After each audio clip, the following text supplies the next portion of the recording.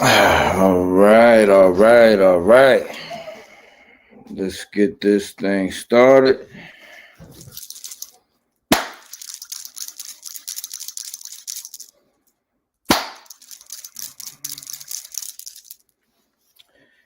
As always, in all ways, Mësët to all.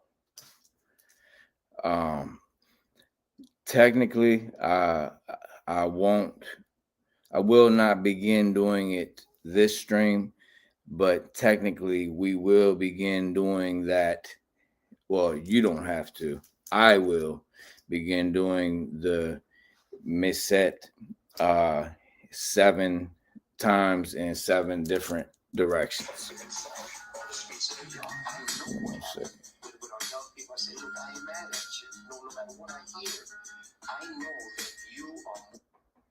Okay. All right, brother Micah should be joining us shortly. Give me 1 second to grab my. Oh, it's already right here. Okay, cool.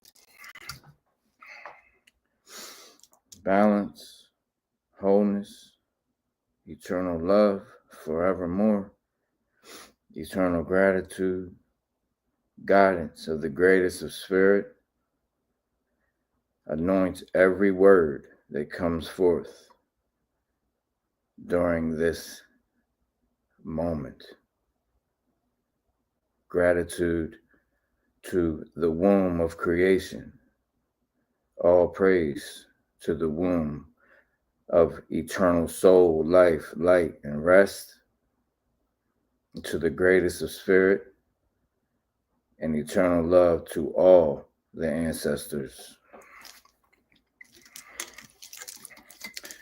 To remember, repair, rejuvenate.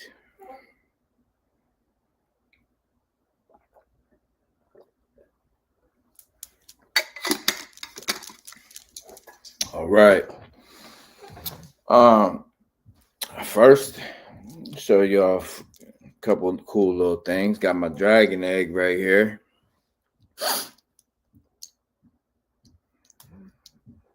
This right here weighs about 13 pounds.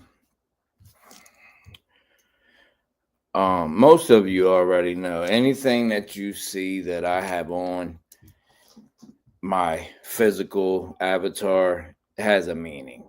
I don't just, pop a feather in my cap, like someone said, call it macaroni. Everything that I have around I and that is near I, and especially on the being, this avatar being that is I at this moment, part of I, has a meaning. All right, significant meaning.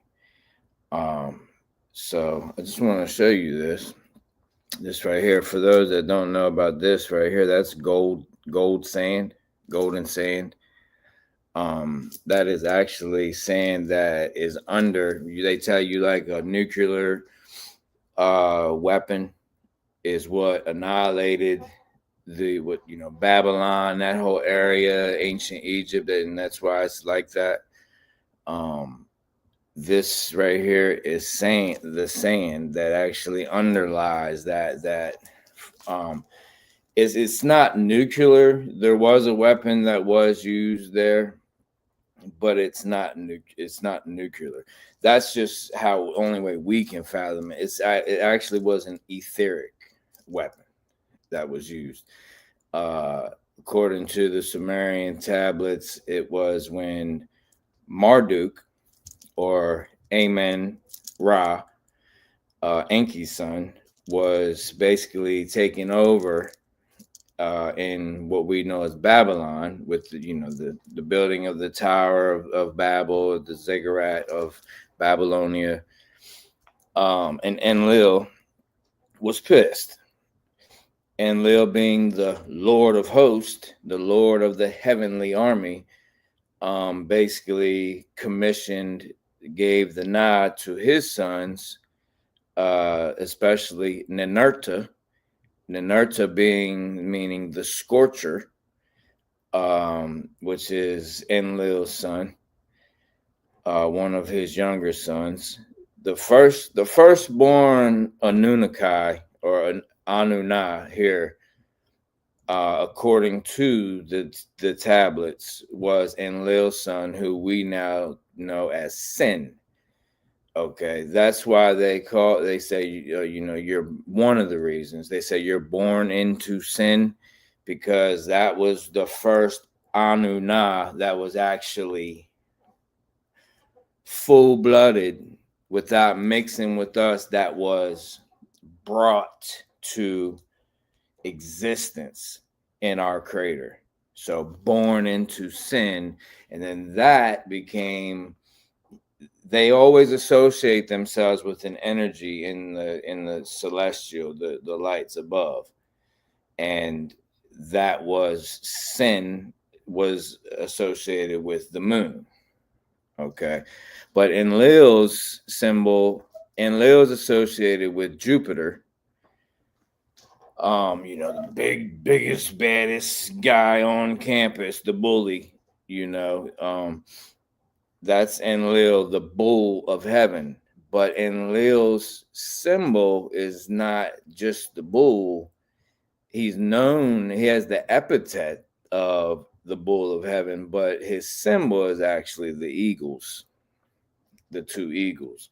So that's how when you see the double eagles, on the family crests and all that, that's how that's Enlil's progeny. But yeah, this is what's known as a dragon egg. I got about more than half of it. You can actually see leftover of the hatching right here, like yolk kind of, and all this is leftover, pretty much goo that calcified, and it has crystals all in it, and you can see some pretty interesting stuff deep down in there. But this right here weighs about 12 pounds. Okay, it's known as in the science world, it's known as a septarian. Okay, and that goes back to Virgo. Okay, what we would call the age of Virgo.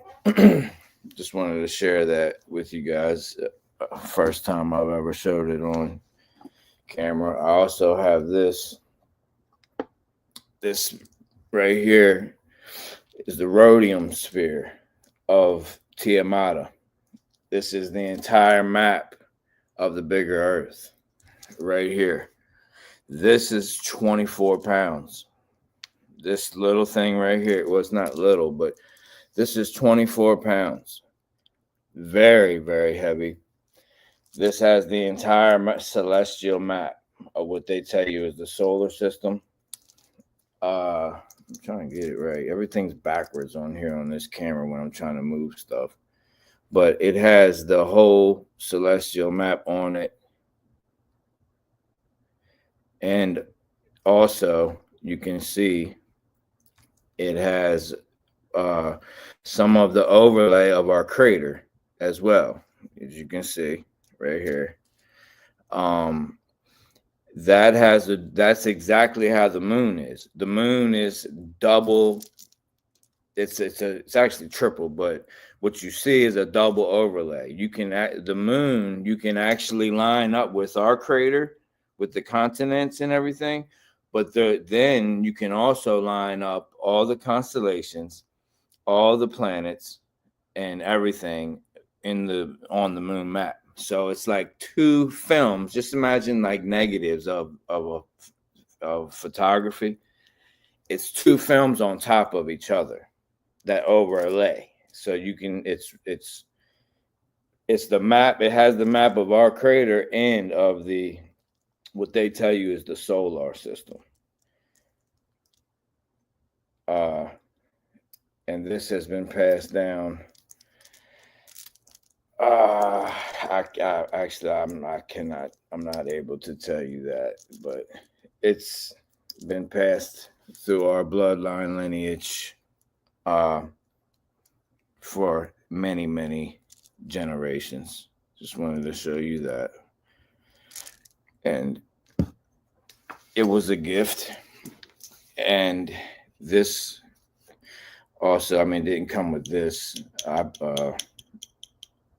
Actually, my father put this on here, but this wood is also a special wood that only comes from the Himalayan mountains.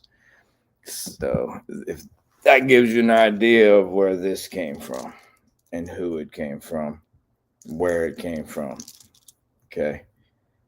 What most would call inner earth. All right. One of the 7 entrances. This is, I always forget the name of this wood. It's only from the Himalayan mountains. It's the only place you can get it. And I use it as a stain for this thing. I gotta be careful with it, but put it on there. But yeah, the Great Spirit placed it on my heart to share that with you all today. Both of those objects. Heavy little sucker. All right, so as we wait on Micah, brother Micah, which I hope that he does in fact make it. I know it came out of nowhere. I made a hurry up, made like a little ad. I made it, and I look at the clock, and I realize it's like 5:38 where I'm at. Teaching's supposed to start at 6, so I just literally shared the kind of like, I guess you could say, promo or whatever on Facebook to let people know, hey, we're about to commence with the Age of the Zodiac Part 3. Now, I did do a teaching last time when Micah had some personal things taking place.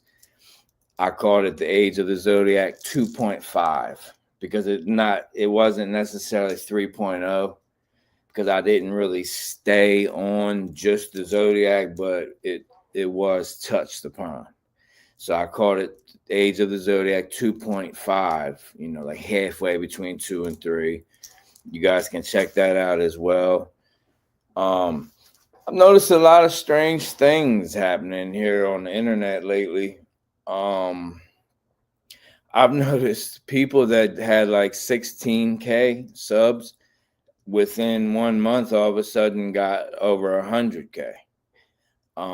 Very odd anomalies happening like that. I've also noticed, and you guys know, I always tell you that I do not care about any of their little 1s and 0s that pop up on here, except the statements that come from your soul that are articulated in the comment sections. I care about that. I care about you. But the little lights, artificial lights that say this many subs and all that, I care not. But I am aware of it. So I notice everything. Everything in the life of I have the responsibility of being aware of.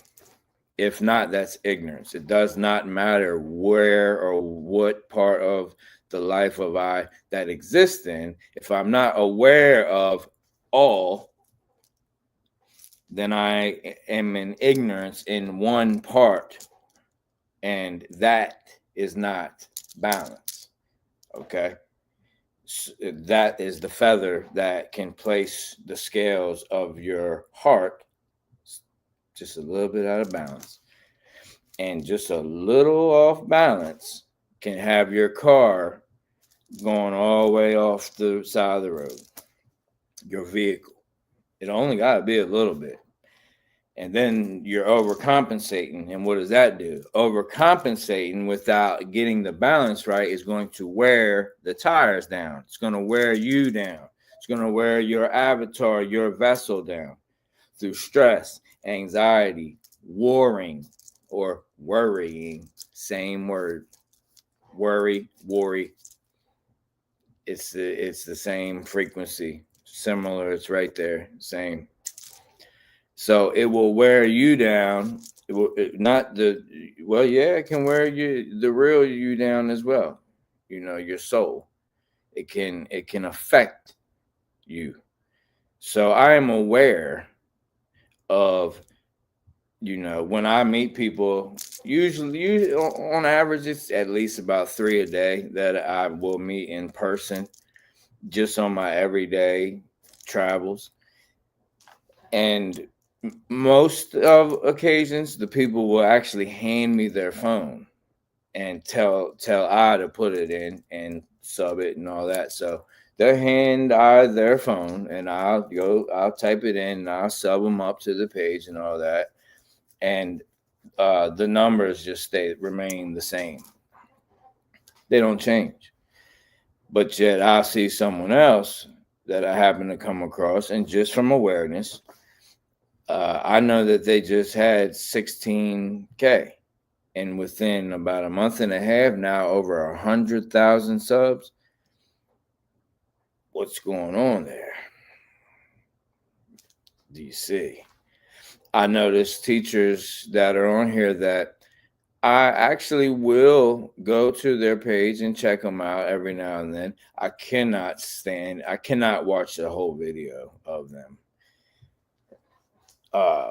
Once I hear certain things, I'm unable to resonate with the rest of the message. So if it's an hour and a half long teaching, I will grasp some truth out of it, but I don't want to.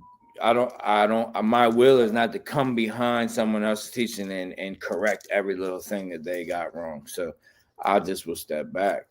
But there's people that you can tell, the people that are claiming they're teachers and claiming they're trying to assist and guide you into going where this is going. At the same time, they'll say, put the 9s in the chat, y'all. Put the 9s in the chat. My audio is good. Put the 9s in the chat. Put them rice bowls in the chat, y'all, because we cooking. Make sure you put them rice bowls in the chat, because we cooking it up over here. They're doing that because they understand the algorithm.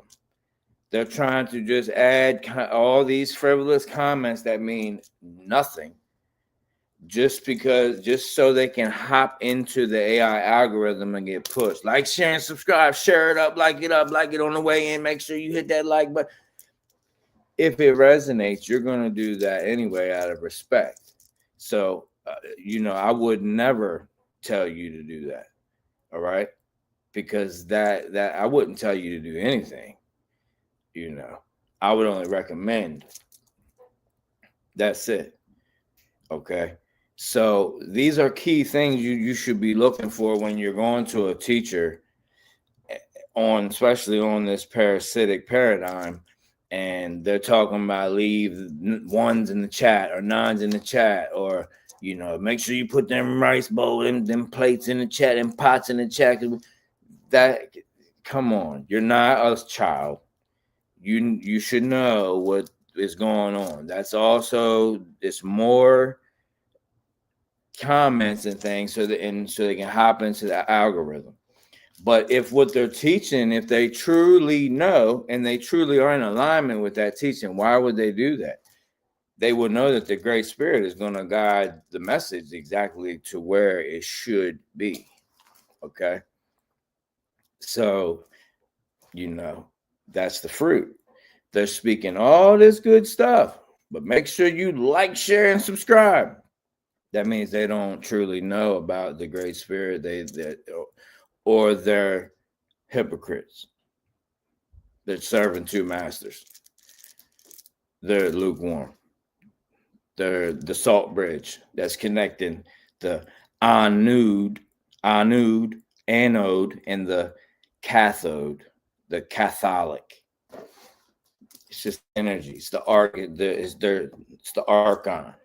They're turning the arc on, and they're part of it, no matter what they're unveiling to you. But without further ado, I see Brother Micah has made it. So we will welcome him in. Let me add to the stage here. Brother Micah. What's up, Chief? Greetings, brother. Miss set to you, brother. How you been? I've been good. I've been good. We've been trying to get this third one together. And I thought basically we could just go through the rest of my PowerPoint, which I have presented. It's where we stopped off last time. Well, let's just bounce it back and forth and see what breeds out of this. Right, right. That's what That's what I had asked you. Because I didn't know where you was at with it. And I've touched on this previously. Everyone must understand in the comments and everything. Um, Brother Micah is the only guest I've ever had on here thus far. I do have someone else that I'm about to bring on, greatest of spirit willing. So you must understand that I'm still learning as well when it comes to having someone else on to find that balance of where we're building with each other and also allowing my guest to to do his or her presentation as well to where I'm not, doing too much. So I appreciate the feedback in the comments from everyone, no matter what your opinion is. This is a open community, a loving community. As long as you're coming from a place of love and not arrogance or some kind of spiteful energy or something like that. I'm open to all positive, uh, feedback or just, you know, positive criticism. I'm Exactly. open to it. So I just want to put that out there. I'm learning as well to be the host at moments. So just bear in mind, everyone. I try, and this to brother Micah as well. So I try, but at the same time, brother Micah and we have talked about it, and we love what happens over here, or it wouldn't be happening. Right. It would have been one and done. We wouldn't have had a connection on, and that's, I think it's fair to say that goes on both of our ends. Absolutely. You know what I mean? So, with that being said, brother, you can hop right into it.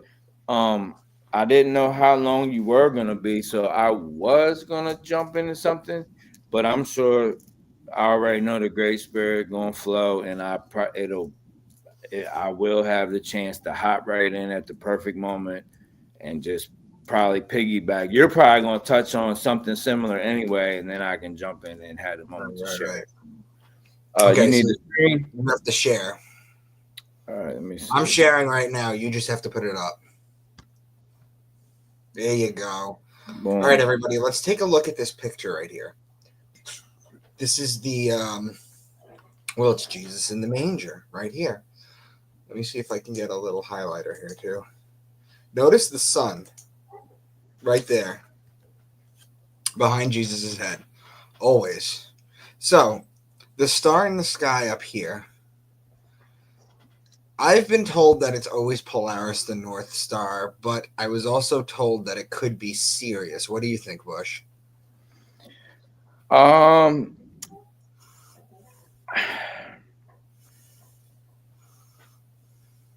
what I do know about that particular moment, I know that there was basically what brought the wise men, the story of the Magi coming, Mm-hmm. was actually Uranus becoming visible.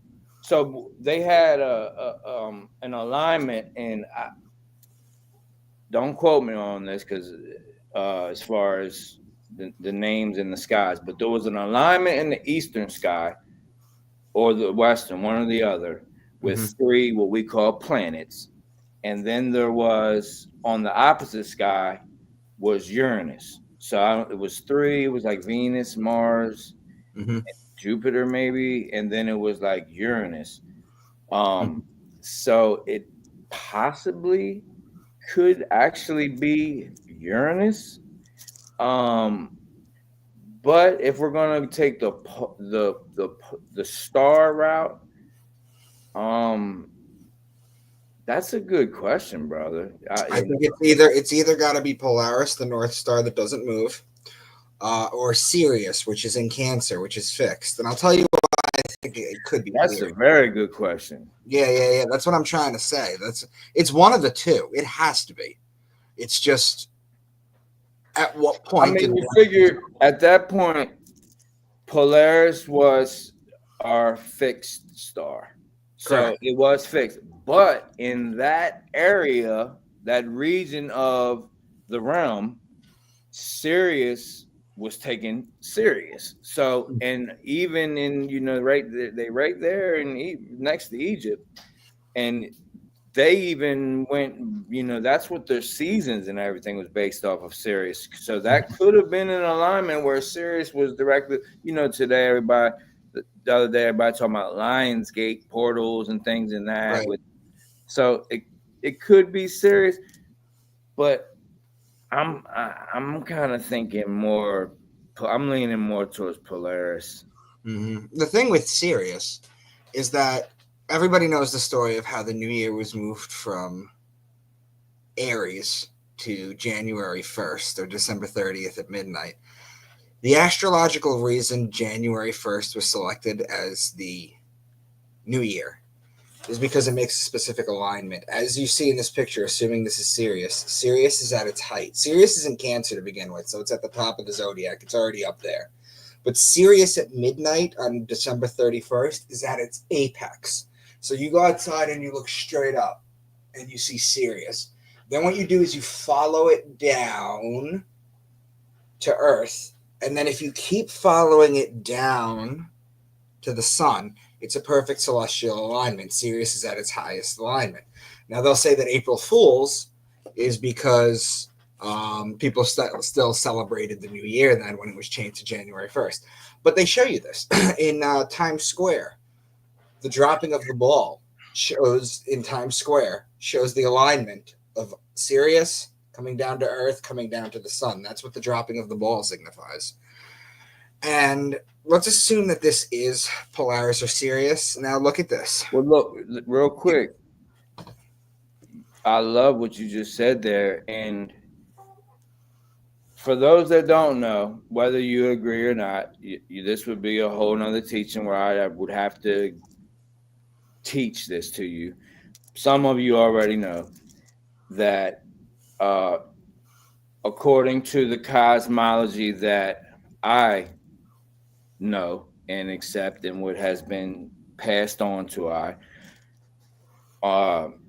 we are in a parables, bowl above, bowl below, right? Mm-hmm. So every star, just like the moon has the entire map, what I was actually just speaking of before you came on, the moon has the entire map of what they tell us is the solar system, but it's actually the bigger Earth. Now that's that's the map on the X-ray wave. Now the night sky is the same map as the moon. It's just a larger because it's on a different wavelength. So you're seeing so now instead of craters, inverted X-ray, like an X-ray of your skeleton, you're seeing actual lights. So it's like the negative and the positive, but it's the same picture. So according to the cosmology that I know, Sirius A, because you got A, B, and C. Sirius A is the brightest star in the sky, and that is actually the direct reflection of our crater, which the Greeks call Gaia, and most of us call Mother Earth or Earth. But Sirius A, the brightest star in the sky, is actually the direct reflection of our crater on that wave in the sky. So I just want to add that. And it also goes, Sirius was known as the son of the sun. So that goes to the Ben stone and also would correlate with the Son of God also. So that makes a lot of sense. So check out what I'm highlighting, guys, with these little pink dots. Okay, this is the sheep. This is Aries right here. Okay, the bull is right here. That's Taurus. Aries and Taurus are connecting signs. The camel here is Camelopardalis, which is in Gemini. That's 3 signs in a row. The donkey, which is right here, that's Acellus Borealis. That's in Cancer. That's 4 signs in a row. You have the wise men who bring frankincense and myrrh. Frankincense and myrrh, by the way, are olive plants, and olives are harvested during Libra. The manger right here with Jesus, with the sun behind his head that you can see right here. The manger is what the beehive cluster used to be called, and that's in Cancer. Then you have the newborn sun, and then you have Virgo the Virgin. The man is Aquarius. There's also a horse. Where's the horse? The horse is... Where's the horse? Right here. That's Brother, Sagittarius. So you're looking at 7 zodiac signs in this one picture, and this is the picture of the birth of Jesus. I'm already loving this so much. Already. I'm loving it so much. I just want to add, look how Mary and Jesus are right in the middle. So as above, so below, micro, meso, macro. Mm-hmm. That would represent Mount Meru, the center point of our crater, where the emanation, it also represents your soul, what is known to I as the triple black seed of the mother, where it all comes from. So you have mentioned Cancer numerous times already. Cancer is the mother sign. It's the motherly sign. If you know, even on Turtle Island with the medicine wheel and everything, that particular part of what we would call Zodiac to the Native Americans or the Turtle Islanders, it's Cancer. And it's said by the ancestors that is the inception point of your incarnation, and the leaving point of your incarnation is Capricorn. So your soul enters through Cancer, which is the mother, which is the womb, or the moon. That's why I say Saturn moon matrix. Who rules Capricorn? Saturn. Who rules Cancer? The moon. So that's the Saturn moon matrix. You enter through the moon, and you got to get past Saturn, the gatekeeper, to go back to eternity. So we have Mary in the middle with the Son of God, or the light of the world, or the Son of Man, who is right in the middle, represent Mount Meru, the light, and that all has the pole shift and everything. But Cancer, like you said, is right there in the middle. I love it. They're all right here. There's 7 zodiac signs right and here. 4 in a row, too. I know I'm already interrupting. I know. No, it's all good. It's all good. And the 7 also, according to the Gnostic scriptures and the ancestors, I'm talking, when I say the ancestors, I mean indigenous folks all across the realm that I'm in contact with, or my ancestors were in contact with, that was passed down to I. It is said that you incarnate 7 ages. This is something embraced realm wide. 7 ages of incarnation, and in the Gnostic text, it says the entity Satan only has dominion for 7 ages, or they say 7 days in the Bible we're given now, though. 7 days, and this and that's.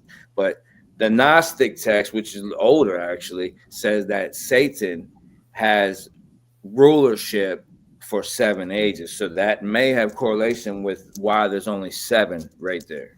Well, how many yugas are there? I believe it's 5? Is it 5? Let me see. I usually got it nearby. Let me see. Somebody in the comments probably faster.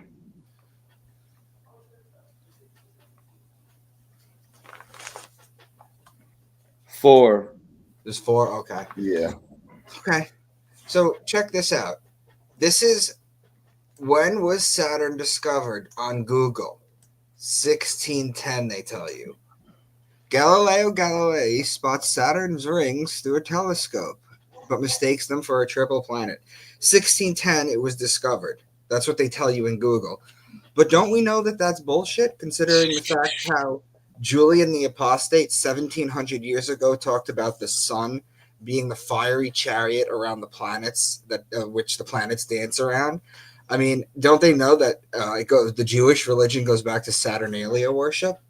And they're trying to tell you here 1610 is when Saturn was discovered. This is why you can't just look something up for 2 seconds and then come back with it and then expect not to be shredded if it's wrong. You have to.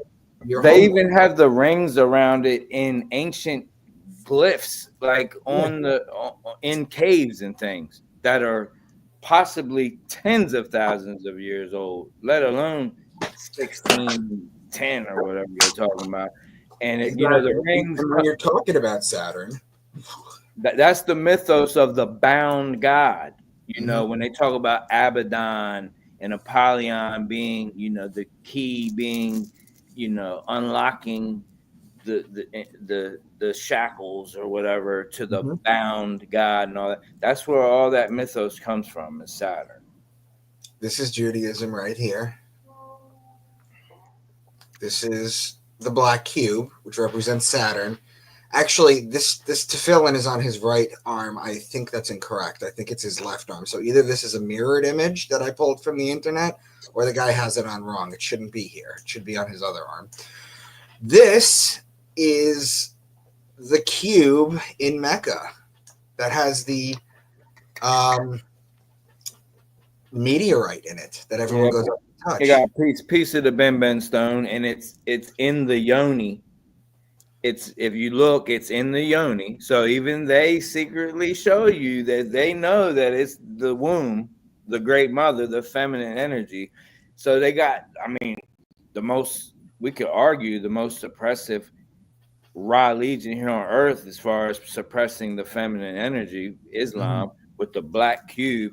But where it holds the little fragment of the Ben stone, it's in the little yoni, and that's why they all be doing that and throwing up the little, that a lot of people think that's the diamond sign. They're throwing up the yoni. That's one of their sigils. You're talking about this, right? Yeah. Well, it used to be this. This is Spock, live long and prosper. Right? This is what it is. And he was Jewish because he knew the deal. This right here is what's known as the benediction. This is what the ancient Kohanim Jewish priest class used to put on the congregation to bless them. It's this and this connected.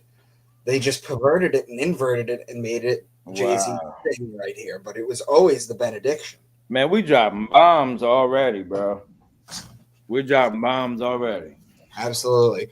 Look at this. When you graduate anything, the black mortar cube. Look at this. This is the Nintendo GameCube. It's a black cube. This is actually called the Sega Saturn. It didn't sell as well, but look at that. It's a black cube. I remember. You got the black robe showing that they're the priests of Baal or Baal. That's why you have to pay Baal, because you're paying Baal. And then the earrings, too. The ancients used to wear the earrings, wedding rings, the earrings. The reason women get their ears pierced, it goes back thousands of years, and it has to do with Saturn, because Saturn was the god. And women were told, they were whispered in their ear, that they had to wear earrings so that they can hear their god's commandments and that they can carry them out. Men had to wear wedding rings because you had to pledge your fidelity in front of the god, which is Saturn. That's why it's all rings. Even the crown, the original crown to any kings. I'm talking about the beginning. When I say the beginning, I'm talking about in this current cycle. I'm not talking about 80,000 years ago. We're talking about this cycle that we're in. In the beginning of the patriarchal hijack, when they began doing the kingship, the crown actually comes from the circle, the celestial circle that is known as the Zodiac today. That's actually where the kingship crown comes from. It's what it represents in the most ancient form. It's literally the crown literally represents the circle of the Zodiac. Why do you think that the papacy had the 3-tier crowns? You have the 3-tier crowns, the 2-tier crowns. They have it in Hebrew too. It's sort of like the more crown, like, and then who was the king that started the Anglican Church because he wanted a divorce and the Pope wouldn't let him? He had 2 crowns. It's also on the clock. Correct me if I'm wrong. In London, the Big Ben clock, it's 3 tiers, and that represents the triple crown as well. And the Big Ben stone, the Ark of the Covenant, also, if you don't know, carried a piece of the Ben stone, or at one point, probably the whole Ben stone. But the Big Ben clock in London also has the 3 tiers. And as far as I know, it represents the 313 bloodlines. So there's 13, 13, 13, you know, which would be what, 36.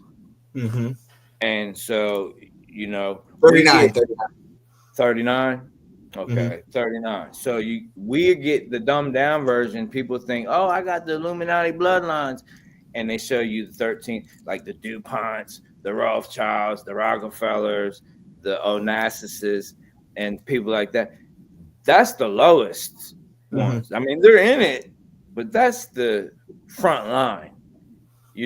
Then you got the Aninis, the Genies, the Ninis, the Cassinis, the and all of that. That's Zoroastrian.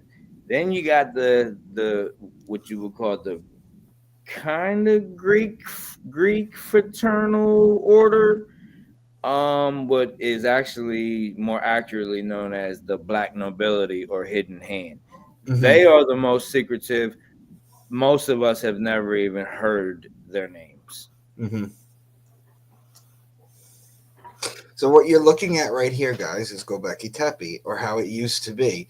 Now, correct me if I'm wrong, but this little area right here, they discovered that this right here, this little post right here to stand, in this little area right here, this was an astrological observatory, part of Göbekli Tepe. That's 12, 13,000 years ago. Do you know what they did with this entire area? What they did was they raised it. They covered it in olive plants. They just buried it under olive plants. Why? Because the olive plants in Turkey are sacred. You cannot remove them. So once they buried them under olive trees, they couldn't remove them. And the roots from the olive trees are destroying this right now. But that's what they basically did. They hid it. It's the same thing they did. It's like, why did we end up in Iraq? Was it weapons of mass destruction? No, it's because 2 months before they found Gilgamesh's tomb and they found Nephilim bones. And they openly were talking about that in Wikipedia dumps of Hillary Clinton's emails. I was just going to say that. Right? Yeah. So they openly said, and then 2 months later, we're there and we build a military site on top of it, and then no one hears about it anymore. Well, they even mocked it with that movie. What was it called? Monument Man or something? Yeah. That might have been Bin Laden time frame, but one or the other. But they basically mocked it and show you like how the most elite class of soldiers that were there, their mission was actually to go get into the museums and stuff. It wasn't about artillery or engaging in war. The most elite factions that we had of military operations were there to look for certain monuments and artifacts and things. And you know what's funny? The same thing happened in Afghanistan. Why did we go there? There was no reason to go there. There was a reason to go there. The Taliban, since they took over, had been destroying the poppy fields. And that's where all the opium, that's where that family gets the oxycodone family that were just sued. We went in there and we started guarding the poppy fields, and they went back up. 90% of the world's heroin comes from Afghanistan, or it used to. Now that the Taliban's back in charge, we gave it back to them. Why? Not for no reason. It's the fact that fentanyl is cheaper now to produce, to hide, to store, to bring in, and you need a whole lot less of it to get somebody fucked up. So we basically just gave the Taliban back the poppy fields. They started destroying them again. I'm telling you guys, the reason we invade places is never the reason that they tell you. And you know, we're all. I'm sure most of you probably know where most of that fetty is coming from. Where same thing where most of the inorganic substances come from. They're coming from China. You know what I mean? So there's, like you said, there's no need to be over there. The only need to be in Afghanistan now is they are sitting on a big, I guess you could say, mine, if you will, or they have it's $1 trillion lithium vein. Exactly. That they have there. Exactly. Yes, they do. So this is Stonehenge. It's an astrological observatory. That's why people go there June 21st. They go there for the summer solstice. It's no different. Now, what about the Sphinx here? So the Sphinx is interesting because if you look back here, right here where I'm highlighting, it's very, and I'll remove this so you can see it. The Sphinx, brother. Oh my goodness. This probably brings the most, I don't want to say arguments, but divisiveness when it comes to the subject at hand, what you and I are here in this moment to talk about. There's those that know that the Sphinx was facing the Leo constellation during the vernal equinox, exactly like I think you mentioned it in one of the previous teachings, where the computer program took into context everything, and not just some old fun dummy program. It took into context everything, time dilation, everything, and showed 12,000 years ago during the age of Leo, this was facing the constellation Leo. Exactly. And the back over here is smooth because water ran over it. Well, that happened 12,000 years ago during the last dry ice, during the last ice age, when it started melting and rivers were pouring and pouring. The front right paw of the Sphinx, Edgar Cayce talks about, and he talks about how there's an entire civilization under there, the Hall of Atlantis, the records of Atlantis. If you read the Emerald Tablets of Thoth, you have Thoth's ship is under there, which is only, I think, 3 atoms thick in this dimension, but it's buried under there. There's a whole bunch of stuff buried under there why you're not allowed there. Now, right here,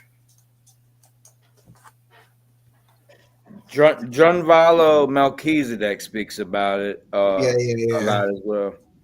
Right here, I'm Drunvalo Melchizedek. If you want to understand sacred geometry, I mean, his Flower of Life books are the best out there. This is a little entrance chamber right here, and it takes you to a different part of the Sphinx. I don't know if you guys have ever seen this little thing here, but what you don't know is at the top of the Sphinx, there's a little thing that you can jump into. Mm-hmm. There's a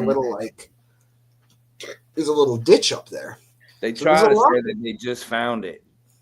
Like, how? Come on, guys. We know darn well you didn't just find that. So we know this was facing the constellation Leo, 12,000 years ago.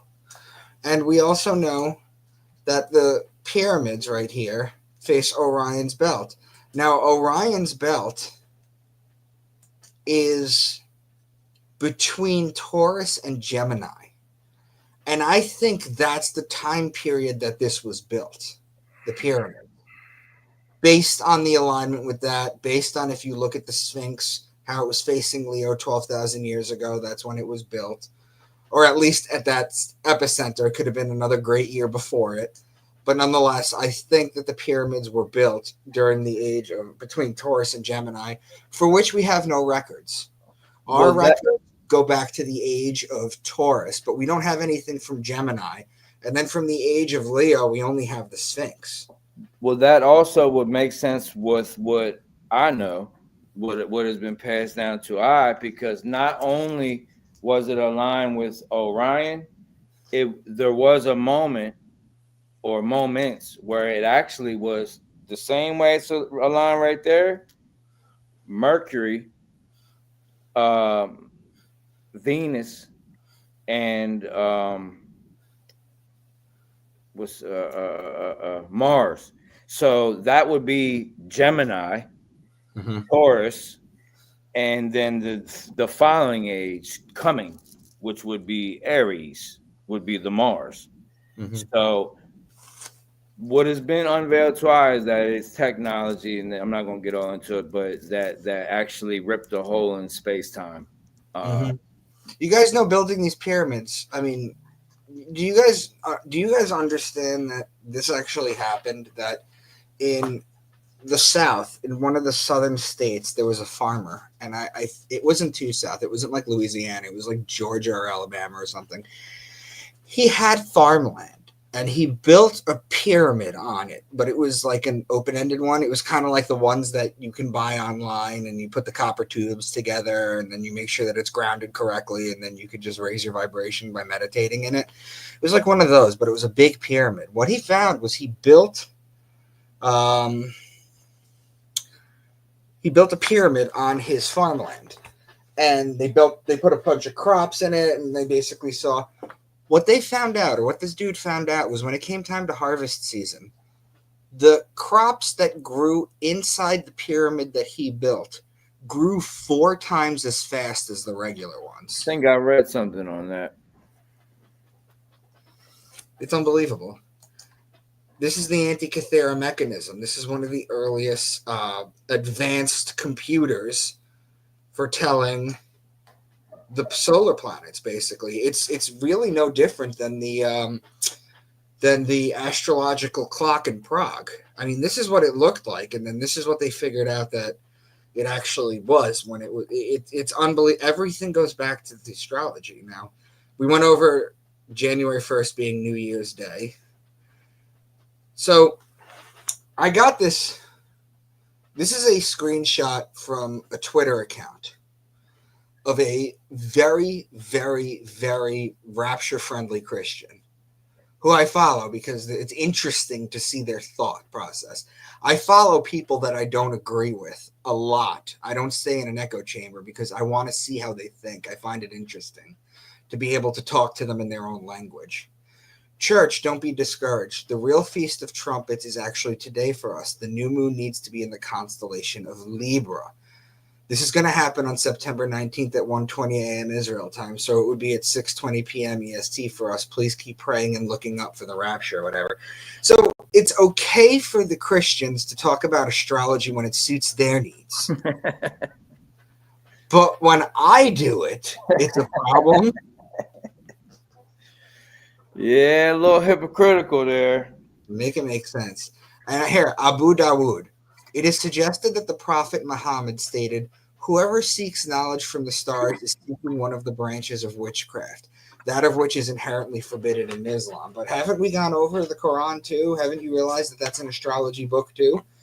Why does the Catholic Catechism 2116 and this right here tell us that astrology is so evil? I mean, that's all they have to do is say it's evil, and then people don't question it, and they just speak it. I went through it. I lived it. Not with the Catholic. I can't relate to that. But as far as Christianity, which today I don't believe Christianity really exists. I believe it's 99% Biblicanism. They worship actually a book. More like they're so far gone. The book is their God. I mean, they'll even tell you this is the word of God. You know, when the book says that the word became flesh, so they don't even know their own book. But It's a And then little they just try and eat the flesh, right? yeah, that too. But to piggyback off the Islam, for those that don't know, there was a period of time where Islam was like way ahead of the game scientifically, like with all the surrounding societies. And the reason being is because they had the best astrologers. Mm-hmm. That is how Islam basically became what it is. They were ahead in sciences, and I mean, they were ahead of the game. Like they jumped, like they leapfrogged a bunch of people I'm because, pretty sure our numerical system is Arabic. yeah, for the most part, yeah. I mean, it mirrors it pretty much. Yeah. Okay, so what do we have next? We did that. The mention of magnetism. Okay, this is kind of off topic, but Walter Russell talks about everything, and I mean everything being electromagnetic. Electric radiates, magnetism receives. The sun is electric. The male energy and the moon radiates, the female energy. The female cycle is a 28-day cycle, just like the moon cycle. The moon controls the tide of the ocean, and we are 70 to 95% water. It's stupid to think that the moon doesn't affect us. Even the Christians will keep their kids in a full moon because they know all the energies that are out there. See, they know it's real. They just think it's evil. Also, because the sun is male and electric, it's why the male orgasm feels like a jolt of electricity going through the body, while the female orgasm feels like a wave that they can ride over and over again. Wow, I love that. And to add to that, and I'm sure you know this, but to Mhm. be a little more precise, the moon cycle is exactly 29.5 days, which is exactly the Saturn return 29.5 years. So we Mhm. mentioned earlier Cancer, the entry point, which is the moon, the womb, the moon, Mhm. 29 days, 0.5 day cycle. And then the exit point, according to the ancestors, Capricorn, Saturn, 29.5 year cycle. That also goes with the days as a year, and you know that whole saying. Mhm. Mhm. Mhm. So what else? This is another guy, the Book of Revelation. This dude is a complete Bible thumper.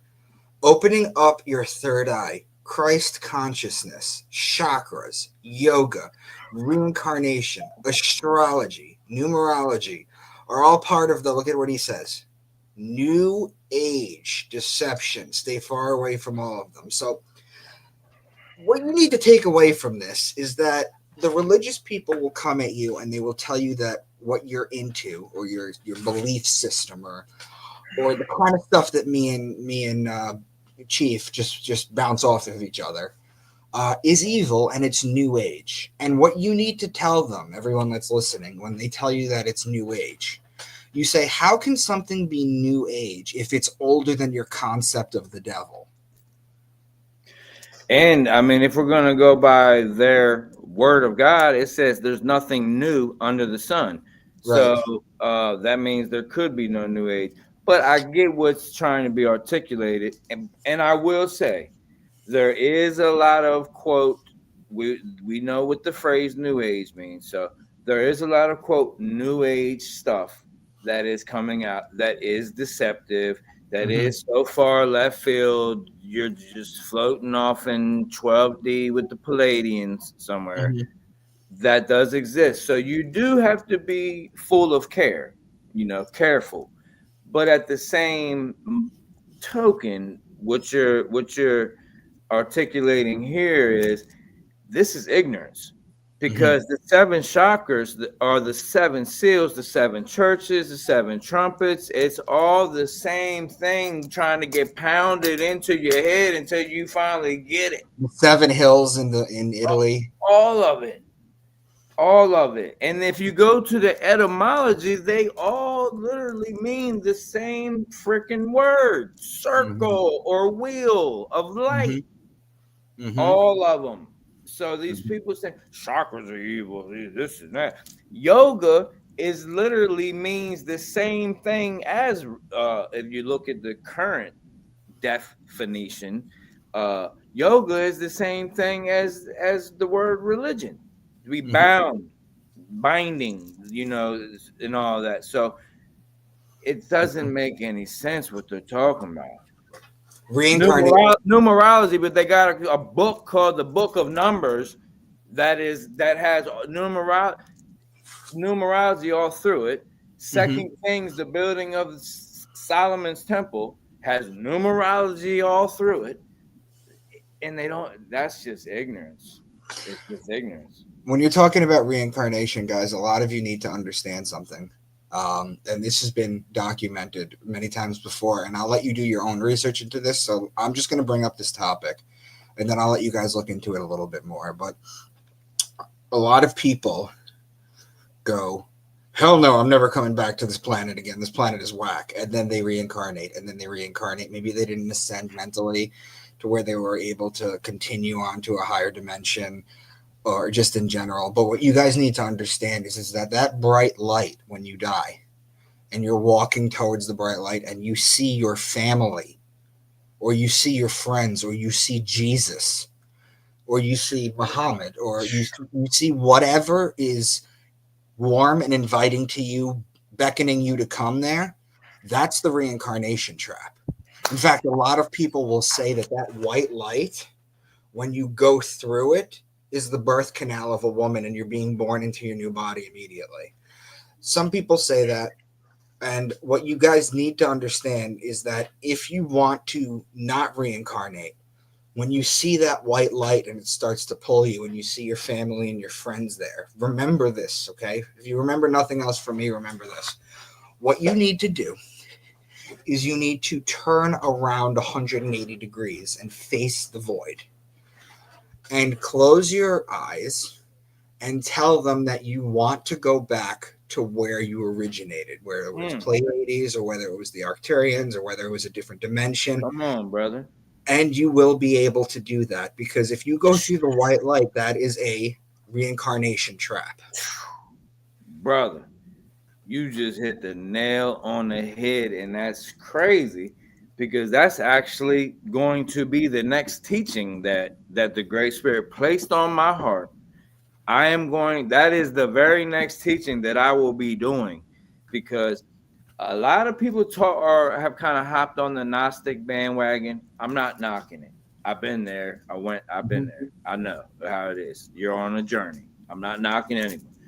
But a lot of people don't have the full Gnostic library.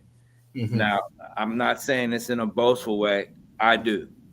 I'm not just talking about what they call the Gnostic Bible. I have all of it. Okay. Now, I know a lot of people might say, "Well, Chief, you said you don't like books and things." Well, I do. Like I said earlier, I'm aware, but I don't lean on them. That's not my crutch. It's not my receipt on everything that I teach. And that's my foundation, that I come and I stand on a pile of books. Right. That's what I mean about the book thing. Because we know that the Bible is esoteric, mythology, spirituality, numerology, psychedelic. We know it's all these sciences. But what happens is literalist Christians will sit there and they'll read the book, and they'll read it literally, missing out all the esotericism, the astro-theology, and whatever. Now, some of these people who read the Bible will sit there and go, Yahweh's not a good dude. And they won't be scared to say that, because the Christians people are always praise Yahweh, Yahweh did, and all that. So what happens is sometimes they go, Yahweh wasn't a good dude. And that's where Gnosticism gets birthed from, the Demiurge, Yaldabaoth, the whole storyline behind all of that.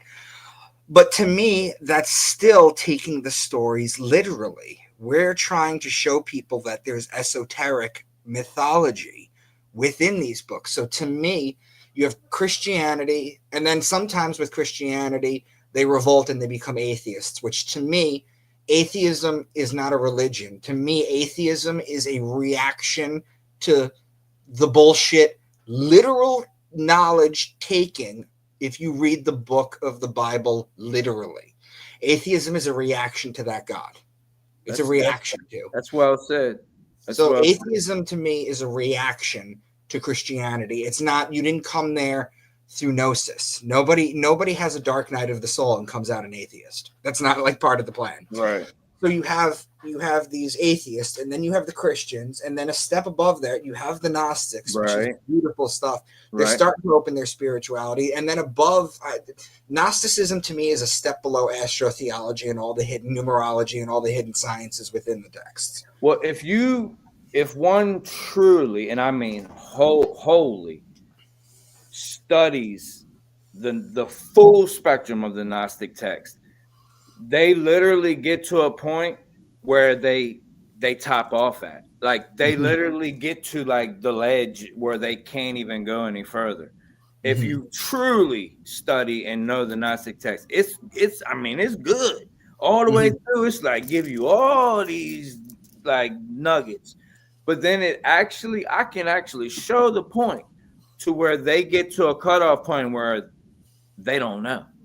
It's like everything they said before, you're thinking it's leading to some kind of climax, and it doesn't. That's where the Christians come in, because the Christians will come in and they'll understand that process, and they'll throw something at you. If you guys have ever heard of something called Pascal's wager, and what Pascal's wager is to basically sum that up real quick.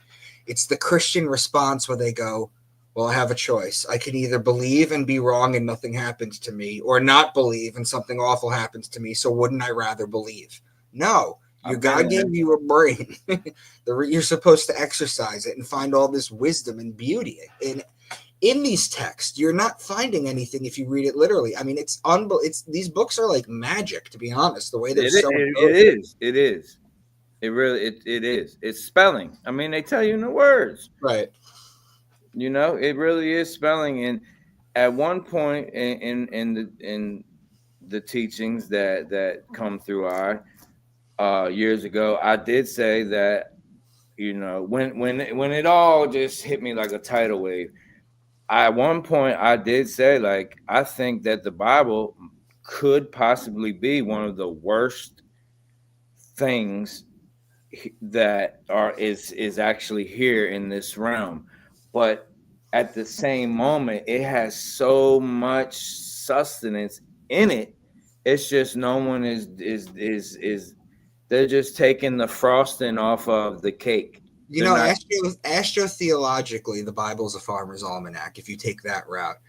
But the Bible, to me, is also a spiritual IQ test. I like that. Well said. Think about it, guys. Like, you ever have a favorite kids book that you had? Maybe it was like, I don't know, like James and the Giant Peach, or one of these like classic kids books, right?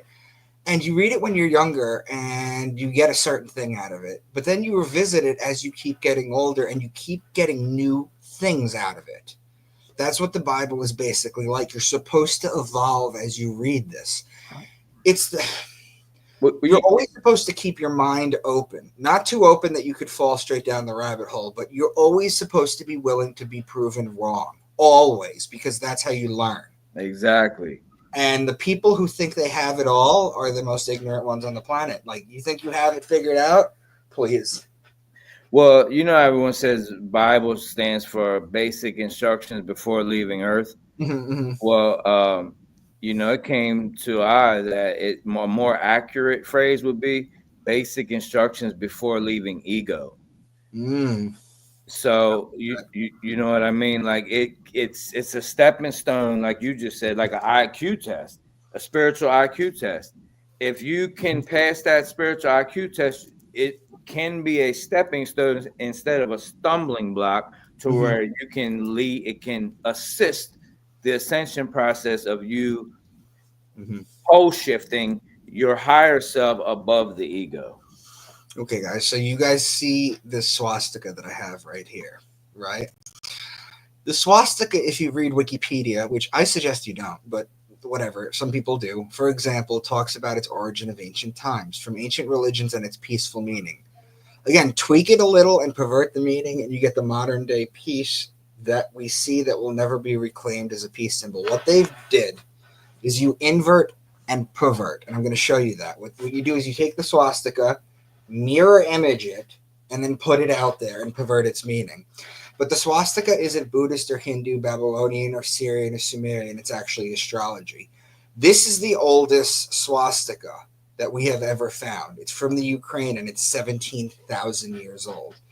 But what is the swastika? Well, what you do is you take Polaris right here and you rotate the Big Dipper during the solstices and the equinoxes, and you get the swastika.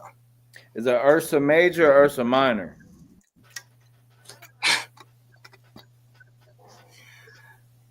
The North Star. I believe it's Polaris again. No, I mean, Ursa Major, Ursa Minor, you're talking about that. That's the Mazzaroth. That's what's his name was talking about, and that's wrong. It's around the North Star. The North Star is typically Polaris. Okay, so the other thing I wanted to show you guys is if you look at this, this is the flower of life. This is what happens when cells divide. This is what happens when a child is being born and they go from one cell to two. This is the flower of life. We were just talking about Zelle Melchizedek's book, The Ancient Secret of the Flower of Life. If you're interested in this stuff, pick it up. Now, what Terrence Howard says that this thing is right here is that it's lifted up, and what it is it's a 5D lattice projection onto this dimension. So what he does is he has this part right here elevated and this part right here elevated. He's showing this as a projection. So this is the book, The Ancient Secret of the Flower of Life, if you've ever seen this copy before. It actually sprung out something about 15 years ago that was pretty popular, Spirit Science, with the little guy Patch. If any of you guys have ever seen Spirit Science before, Spirit Science is literally a breakdown of Zelle Melchizedek's book in a fun and easy way to do it. So this is the DNA. This is adenine, thymine, cytosine, and guanine with the phosphate backbone. This is the DNA. If you were to take a lateral cut of the DNA, you would get the flower of life pattern. I don't know if you guys have ever seen this, but it's the same thing here. Look at this. This is a cell, then the cell divides into 2, 4, 8, 16, and then it makes the flower of life projection. Now, when you look at this, you'll also see that all DNA makes these harmonic resonance patterns if you look at them from the top down. This is just a few examples. Now, one of the things that they did was these patterns are made harmonically through sounds at times. And what you'll find is that the Rockefeller Institute took everything, all music out of 432 hertz and put it into 440 hertz. And this is what it looked like. This was a harmonic pattern. This was not. And there are people that actually continue to try to record in 432 and see if you could see a pattern with them. People like Joplin, Morrison, Hendrix, Lennon. I mean, these people all tried to do 432. Dang. Amy Winehouse. I mean, there's just Kurt Cobain. Yeah, I was just they all have the same story. It's all he used to do the unplugged. Kurt. He used to do the unplugged and all that, and would be at 432. Monotone. But also, I wanted to add real quick about why you hit the DNA about the AT. What is it? ATHG or this right here? Yeah, the ATCG. Guys, if you don't know, if you're new here and you're not familiar with the teaching I've done in the past few years, don't let anyone tell you that Yahweh is in your DNA. That is false. That was founded by the Clinton Foundation in the 90s, actually. And I mean, that should be enough said. But it's because that is their God. Yahweh is their God. It is the God of this world. It's the Father God and the devil. It's playing both roles. So Yahweh is not in your blood. I got a short video on this page, older one, that totally debunks that. Just wanted to add that real quick. Mm-hmm. What I'm showing you right now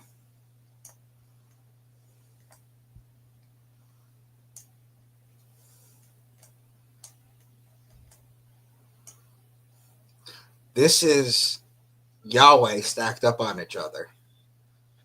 I was going to say, it looks like the Yod right there, the fire. So we talked about the 432 real quick, but we can talk about Masaru Emoto's work with water. Have you guys heard about this? What he did was he spoke pleasantries and horrible things to water and then froze them. Thank you, wisdom, truth. Look at these all beautiful harmonic patterns. But then he starts, you fool, you make me sick, evil, polluted water. And you see the difference between the water. Now, this polluted water before prayer, after prayer, goes back to looking like this. So the water has memory. Now, there is a woman who did something in church. She went to an empty church like this where there was a pew and a microphone right here. And what she did was she set up a recording device. And what she did was she set up this recording device and she recorded the silence in the church. And then after about 15, 20 minutes, she went back and she recorded over it. She layered it with more silence and more silence and more silence and more silence. And what happened was she had a little tray of sand next to it. And as she's recording the sounds, it's making cymatic patterns.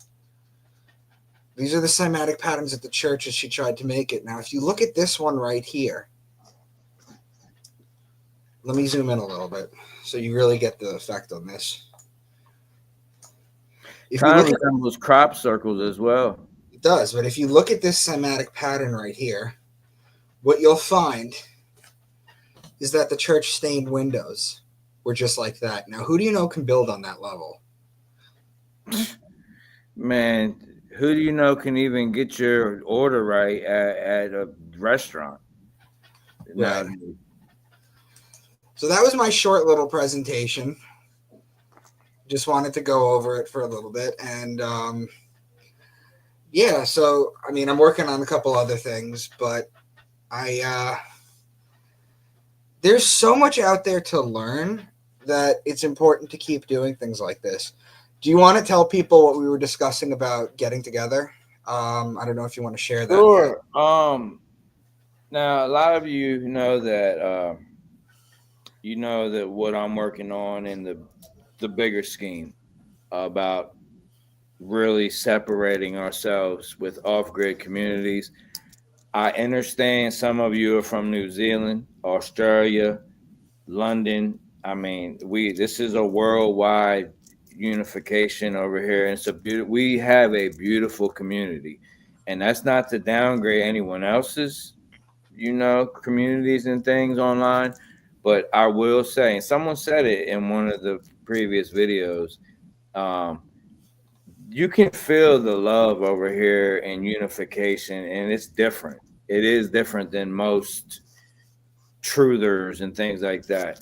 So, you know that I currently am working on off-grid communities, and if you're unable to get over here, I still would like to give you the tools so that you can do the same. You don't necessarily have to be exactly at one place.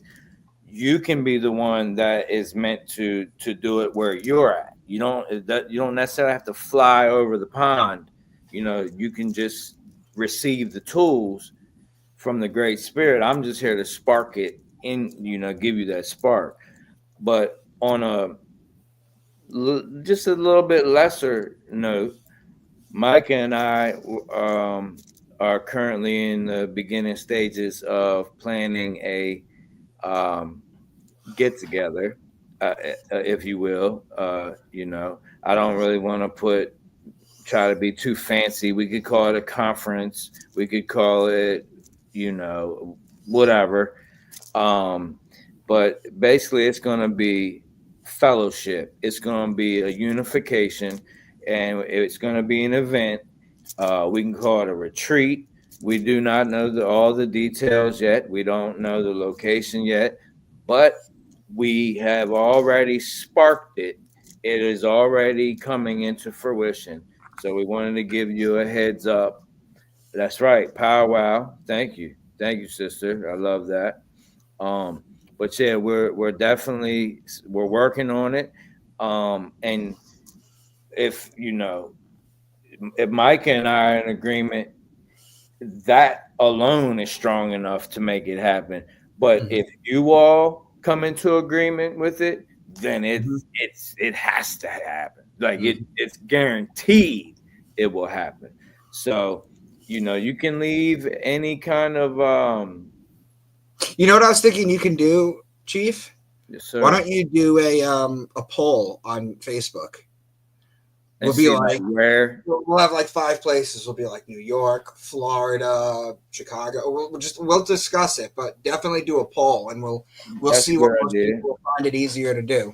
That's cool. I love that recommendation. And anyone else that has recommendations, leave them in the, not necessarily here, because the live chat is only mostly seen. I mean, you can see it. You can go back and see it on a rewatch, but the main comments that are seen are the ones that are left after the video post. So if you want to leave any recommendations, that probably will be the place to do it. But that, I love that. I definitely will do a poll. And I've already ran it through my mind, because we know that it's going to take their monopoly Mooney. So we got to keep that in consideration. We got to keep in consideration that if people do fly, they may need a rental car. So we're going to have to be somewhere that is not too far away from the airport. So we have to take a lot into consideration. You know what I mean? But at the same time, we want it to be beneficial, like the most beneficial for all that come. Like, everyone markets their thing as a life-changing experience and this and that. But we truly do will it to be that, something, not to be your idols. It's cool to be excited, and I want to be excited. I want to give you a big hug, and I'm telling you I love you, and I'm glad you're here, and I'm happy. I'm going to be smiling. You're going to be smiling. But we're not looking for you to come and be in line. And what I've seen, I told you guys on a previous video, I've seen grown men all giddy waiting to meet a YouTuber. Like, we're not looking for fans. We're looking for people like we're here with it, like the real deal, Holyfield. Like we trying to really, make moves. And the teachings that are brought to you are just little, like Micah said, they're just fragments. We're just dropping little fragments of truth upon truth, and we're building and we're building and building. And it's ultimately about you remembering who and what you truly are. And we all bring pieces of the puzzle to the table, as Micah did this evening. It's been a pretty short build. Most time we go in 3 hours, what I mean? But this was power packed, from the beginning. So I'm grateful for it. Just wanted to let y'all know that. Are you gotta take off, Micah?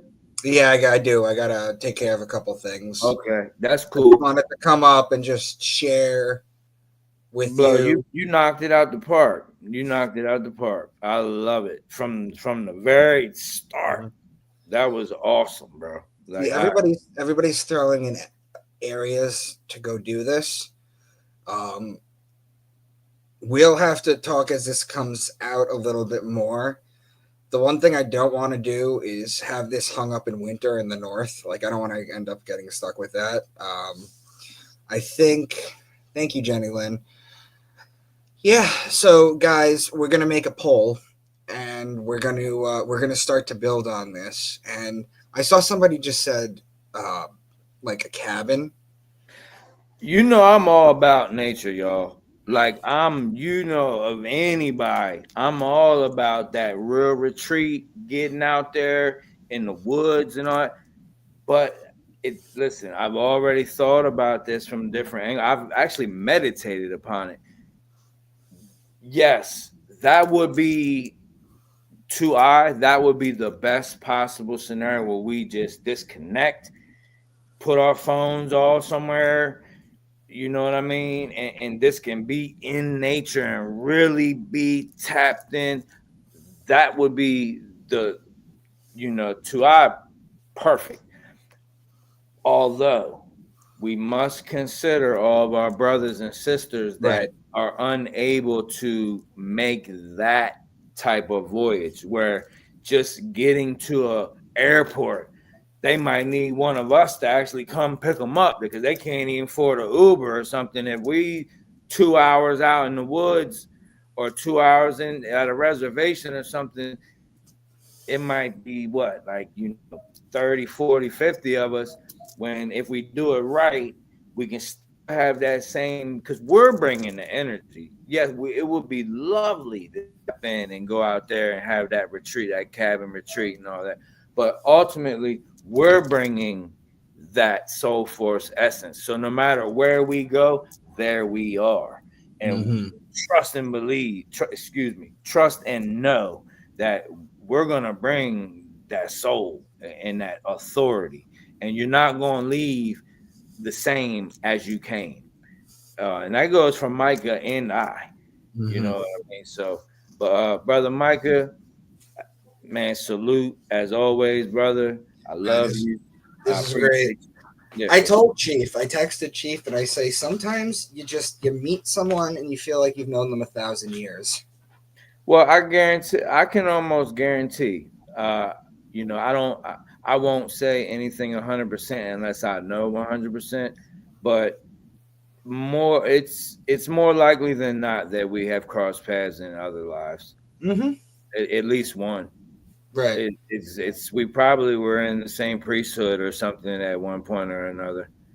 To be honest with you, but it's cool, brother. It's cool, and I love you, man. Take care of what you got to handle. Hope you're feeling a little bit, but man, my back is messed up too. Yeah, bro. I am feeling a little bit better though. I'm gonna go enjoy the herb just to feel a little bit better. I heard that. All right, brother. I love you. Me set to you and your wife, brother. Thank you. Talk to you soon. All right. Thank you. All right, y'all. That was beautiful, man. That was beautiful. Like, that was wham bam. Thank you, ma'am. Came on and just boom, boom, boom, boom, boom. That right there was awesome. Excuse me. All full. That was full of all right there. That was jam packed. What, 80, 87 minutes, 86 minutes, 87 minutes? Jam packed right there. That was definitely awesome. Excuse me. All full of all.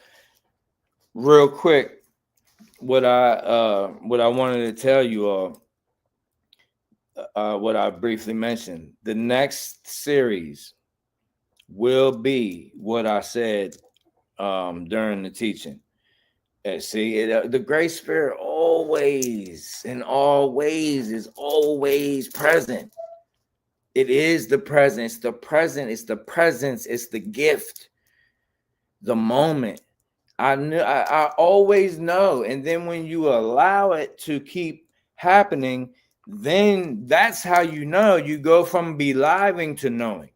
You just know. You know it's gonna all fall in place. No matter what, it's gonna all fall in place. Same thing with what we were just talking about. We don't have to fret or worry about the location. That's all gonna fall in place. It always does. Always. You wouldn't be here. Man, you know how many ancestors had to make it so you could be here?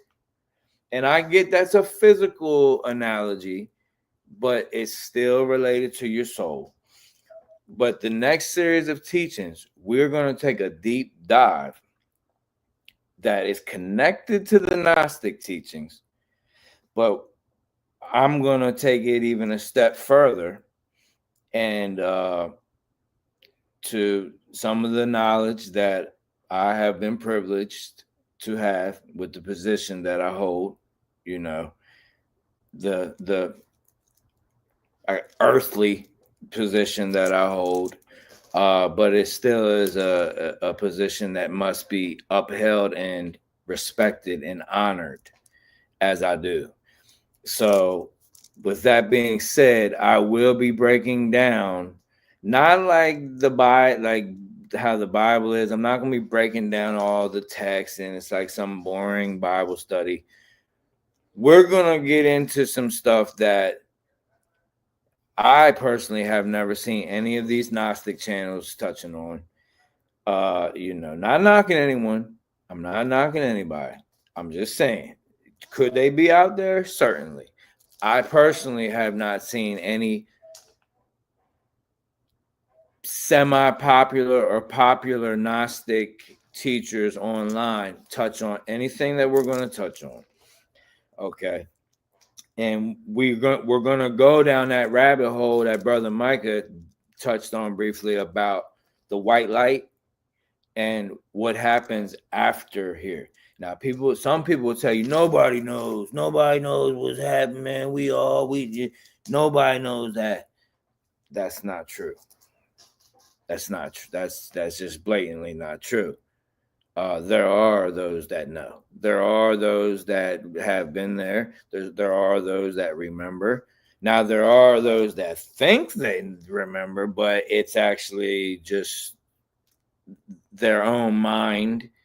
Like every dream you have is not some deep prophetic things.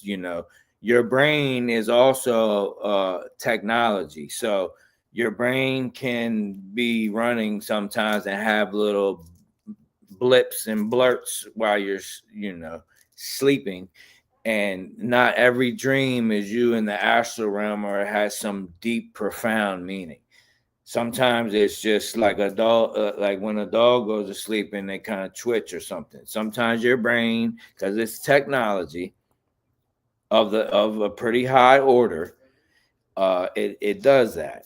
Okay, I'm not speaking of that. I'm speaking of we're gonna dive deep into some of these documents have been recently unclassified.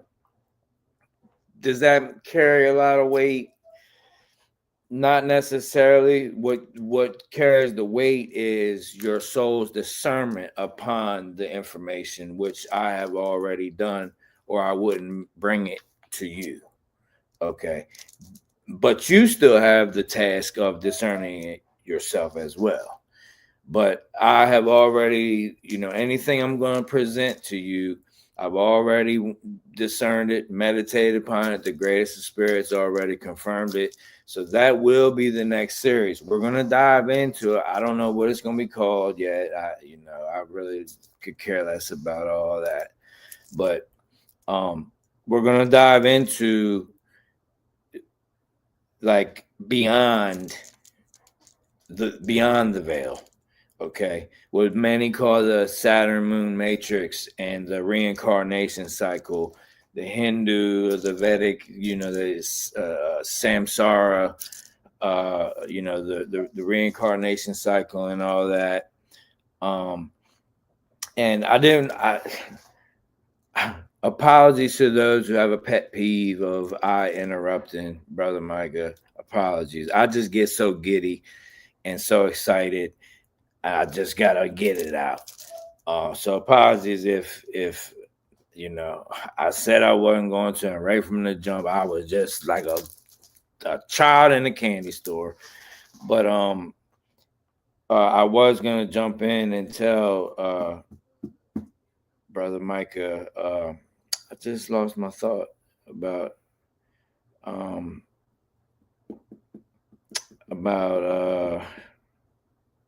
what was it, the white light, about basically everything, kind of like the things that were said about like them showing you your loved ones. Why do you think they try to push this certain picture of Jesus? Because and archangels and all that, whatever your biggest attachment is, because all is mind, all is meant. Okay, where does mind? So mind is God. You are God. You're God. You're a goddess. That's mind. Mind is not your brain.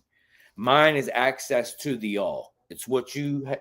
It's what have you remembered and repaired with in order to expand your access, your mind, your ment. Okay, people call it the Akashic records and this and that. It's just access to the all, because you are the all. All right. Now, where do minds come from? Where do the gods and goddesses come from? The womb of creation, where organic minds begin, or where our minds begin. Okay, that's the womb. That's why I personally use the Great Mother. Okay, now if someone wants to be surgical with the detail, then yes, saying the Great Mother actually is division. It would be dividing the all. But while we're hearing three in the 3D 4D, and we're still using spoken word, you can only get so accurate, and that's the most accurate that you can get, because it is the feminine energy that is the creative force. The feminine energy does embody both. Okay, people say, well, if it's the Great Mother, then it doesn't have the masculine, so that's only one side of it. But that's false. That's simply false. The Great Mother actually does embody both. Okay, that's the whole story of the seed of the mother, the virgin birth. Okay, but the Gnostics kind of defile that story and tell you that it's Sophia and she went against her counterpart and this and that. So even the Gnostics kind of like, push down the sacred feminine as well. You know what I mean? But it's a balance.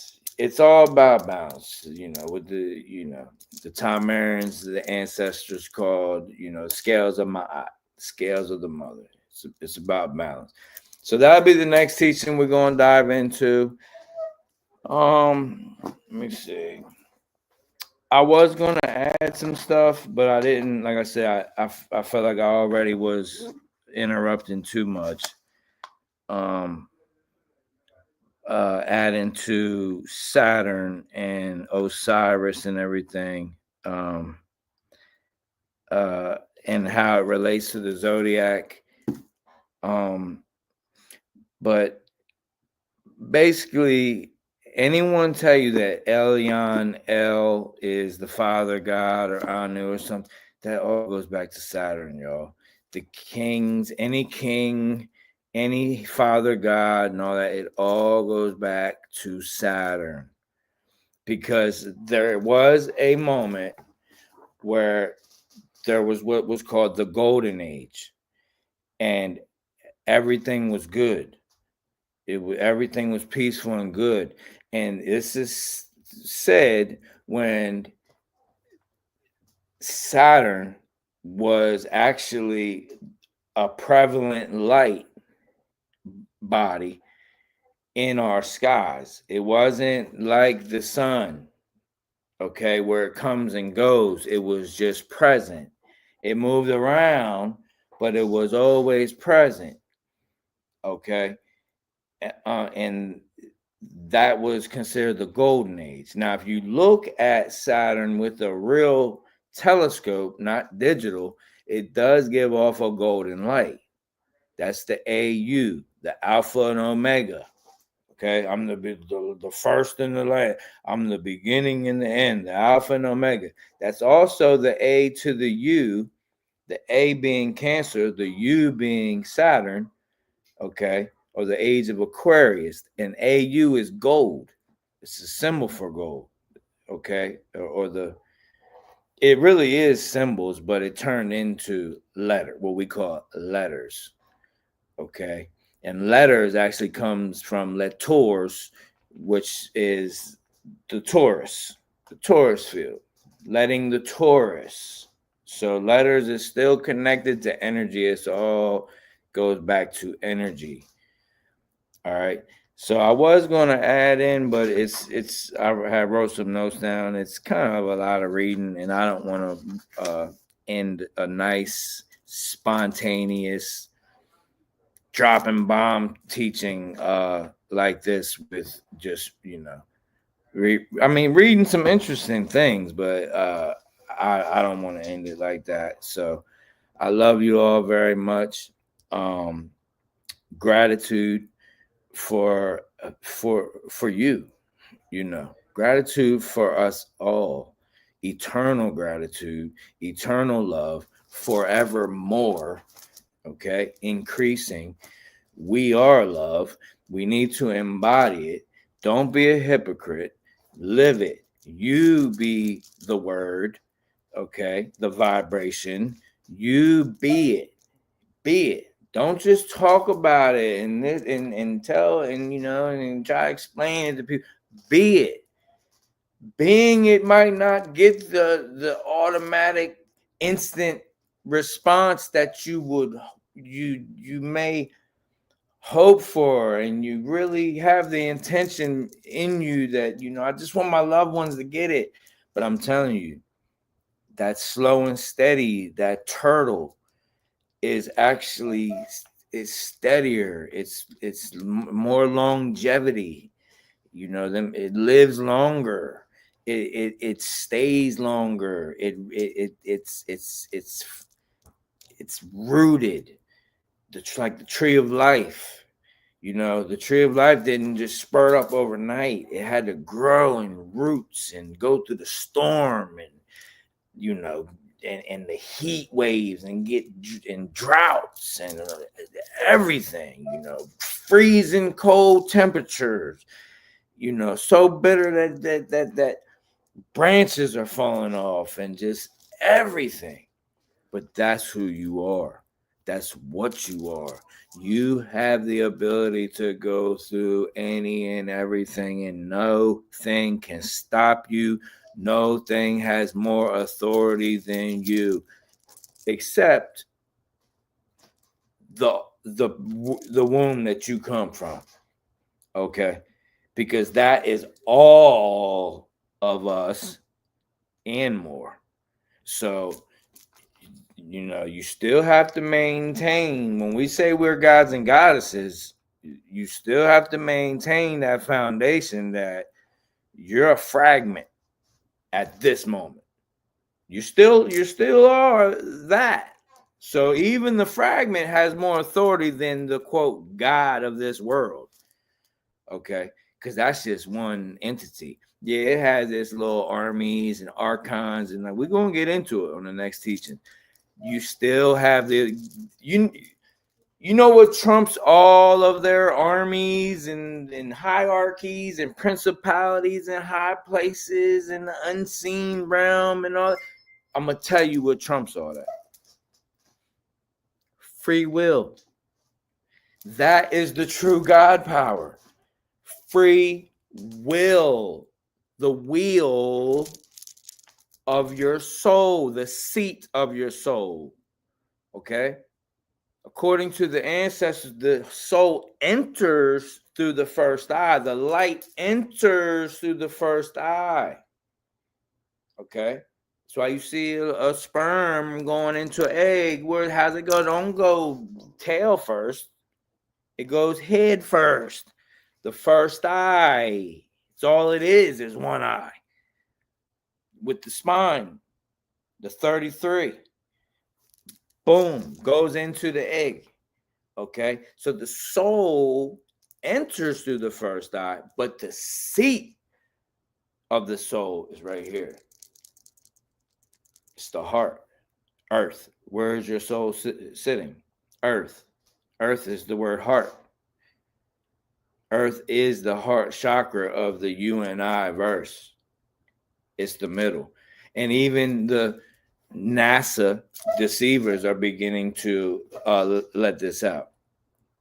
They're saying we're getting ready to enter some 10 billion light year wide black hole, and the earth is going to be literally in the direct middle of the galaxy and all this and that. Now they trying to see that's just they just try and release as much as they can to avoid karmic retribution at this point. They're just trying to unload it all. Like, look, we still not gonna give it to you the whole truth, but dump the dump truck. Let it all out. Let's let so much of it out they can't even keep up. That's what they're doing at this moment. Okay. Worry not about earthquakes and things, y'all. The Great Mother is not going to forsake you. Okay. And even if that is your destiny here, where your avatar is meant to be sacrificed so you can save another, then that's what you came here to do. That's one part of what you came here to do. So that means fear not anyway. Like, that's the hero, the Chiro, the Christos, the Christ, the anointed one, the Heru. That's all of you. That's all of us. So you fear not. You fear not about no earthquakes, tsunamis, all this crap, whether it's the natural or unnatural. That matters not. Okay. You know, all the bison and the left Yellowstone, so Yellowstone finna blow and this and that. Maybe. But all you can do is be.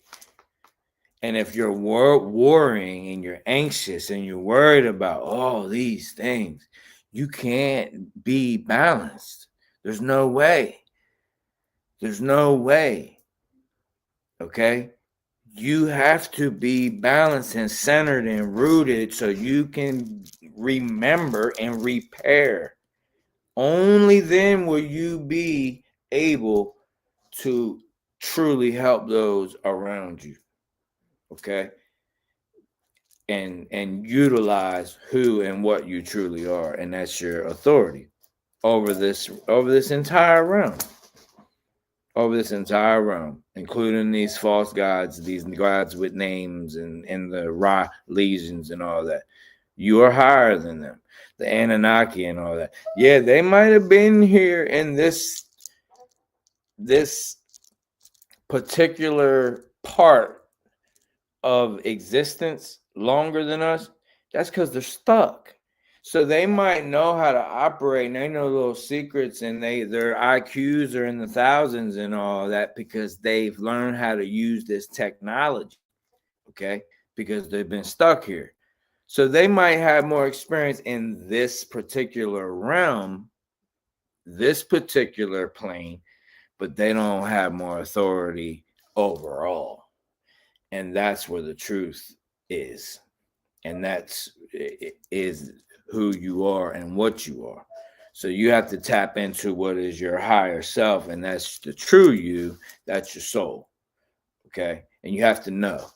Believing means you don't know something. Okay.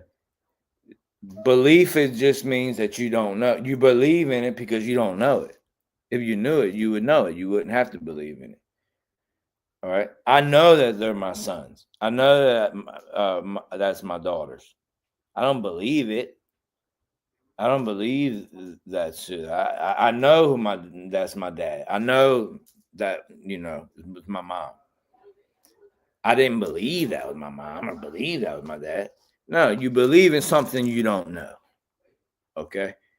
So in order for you to get your full authority back, you have to know. All right. So I'm gonna leave you guys with that. I love you all so very much. Let's get this thing going. It's going to take all of us. It's going to happen. We're going to separate. The off-grid community is coming. And when I say off-grid, don't be psyoped by these homestead people on YouTube and stuff. I mean, this one homesteader guy, oh my gosh. Oh, I don't even know why he comes up on the TV when it comes on. It's like hooked to the YouTube. And this homestead dude, I mean, he's the bringer of bad news. Every time this dude's face comes on, all it is scare tactic and fear, and that's all they're talking about. That's poison. Stay away from those. These gematria people that's always talking about rituals and it's not. Who cares? Like if you ain't bringing answers and action and plans and resources and trying to bring people together and unite and have some kind of answer, then like I love you, but keep it moving. Keep it moving. It's distractions. It's like sludge. It's slowing you down. You can love them, but you gotta lead by. You have to be the example, not talk about it. So we have to pull our resources together. And that takes trust. That really does take trust. Okay? As much as I despise money, monopoly. All right? Right now, I'm aware enough to know that we need to pull our resources together and utilize it while we are able, because the money is about to go. They are about to switch it over. It ain't gonna be no money, Mooney. It's gonna be all digital, and you're gonna need all that, and everything. And you're not even gonna be able to speak how we're speaking now and teach what we're teaching now, because it's gonna be a social credit system like EBT, food stamps. You're gonna have an allotment. And so many people are going to jump on it because there's far more poor people than it is middle class or upper class. So it's going to be an increase for the poor. So the poor are going to jump on the ship quick. Oh, it's how much a month? Oh, well, it's not really how much. It's not the dollar. But if we were going to equate it to the dollar, it'd be the equivalent of about $7,000 a month. What? Sign me up. Okay, first we need a record of all your, this and that and your children and all that. And if you don't have that, we have the facility right over here. You can get that done right here, right now. We have the nurses and everybody on hand. Oh, for real? Yeah, just step over there, get that, come back over here, sign up. We'll give you your card. It's going to start out as a card first. It's coming. The Great Spirit's shown. I've seen it. I actually got to be there. I actually got to be there and watch it. I saw the lines. I saw the lines wrapping around the corners. I saw the military. I saw the cards. I saw that first they're actually going to mail it out. I saw the whole thing. Great Spirit showed up. Like, I promise you, I saw the whole thing. I saw it. And I wasn't alone. It was me and a few others that saw it. Excuse me, I and a few others that saw it. So that is coming, but we don't worry not, but we have to pull our resources together. Am I telling you all this to try to say, send all your money to Chief so I can be the one that does? I'm not saying that. I'm saying something got to happen. So there comes a point where you have to say, look, whether I'm 65, 70, or I'm 35, like, I got to do something and I got to help, because I don't know how much your soul knows. Your soul knows exactly when you finna, how much longer you have here. Your soul knows. Your soul knows exactly when you finna leave up out of here. But being in this body, you really don't. The ego part of you that's intertwined. Okay. So with that being said, you want the will to do the right thing, no matter what that looks like. Only you know what the right thing is. Okay. That's all I'm going to say. And that's the only reason that I leave up the PayPal and the Cash App things and all that, is because anything y'all send, of course, I do have a family. Of course, like I said, I'm backing out of the system. But it's not the soul that I am. I cannot just do it only for my immediate family, because you all are my family as well. And that's the real truth. So I could never just take my little family into the mountains and that's it, and just leave everybody behind. Like, I know when this is coming, I know what to look for, I got all the knowledge, this and that, we're straight, we're gonna be fine. I could never do that. So anything that you saying with this Mooney monopoly, this nasty yucky stuff, just know that besides basic little necessities, all of it is going towards that goal. And in the short term, like Micah and I mentioned, we are going to have a fellowship, and it's much needed. It's going to be like a tall glass of iced tea on a 103-degree day, and you've been outside all day working your butt off, and somebody just bring you that tall glass. It's like all ice and you know, fresh brew iced tea, ice cold, and you or lemonade, whatever you twisted. That's how that meeting's gonna be. That's how that fellowship's gonna be. I promise you that. And it will happen, and it will happen soon. So I love you guys. Enough talking. I just keep on blabbing. Think that's it. So enjoy the rest of your Saturn day. Enjoy your Sunday. And I love you. And next teaching will be out soon. So Mësët to all, always in all ways. Love you all.